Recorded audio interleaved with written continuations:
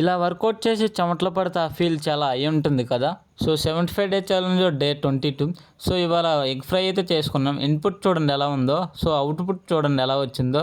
So curry పక్కన tea కూడా పెట్టేసుకున్నాం.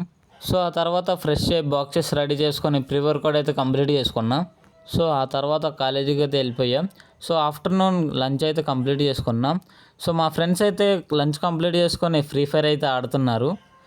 సో ఇవాళ ఆఫ్టర్నూన్ నుంచి ఈవినింగ్ వరకు డ్రాయింగ్ ల్యాబ్ ఉందంట. సో మన దగ్గర డ్రాయింగ్ చార్ట్స్ అయితే లేవు. సో తీసుకొచ్చుకోవడానికి కిందకైతే వెళ్ళా. సో మా కాలేజీలో వినాయకుడిని అయితే పెట్టారు. సో సాటర్డే నిమజ్జనం ఉందంట. సో ఈవినింగ్ 4:30 అయితే అయిపోయింది. సో కాలేజ్ నుంచి బయటకు వచ్చి సో మా వ్యాన్ నెంబర్ వచ్చేసి 14. సో ఎక్కడుందో చూసుకొని వ్యాన్ అయితే ఎక్కేసాం. సో ఇవాళ వ్యాన్ అయితే ఫుల్ అయిపోయింది. సో కాలేజీ నుంచి ఇంటికి రాగానే వర్కౌట్ అయితే స్టార్ట్ చేశా. ఇవాళ బ్యాక్ అయితే ట్రైన్ చేశా. సో ఇవాళ బ్యాక్కి 3 వేరియేషన్స్ చేసా. సో వేరియేషన్కి 3 సెట్స్ అయితే చేసా. సో ప్రతి సెట్ ఫెయిల్యూర్ వరకు అయితే పుష్ చేసా. సో ఆ తర్వాత వర్కౌట్ అయితే కంప్లీట్ చేసుకున్నా. So done for the day 22.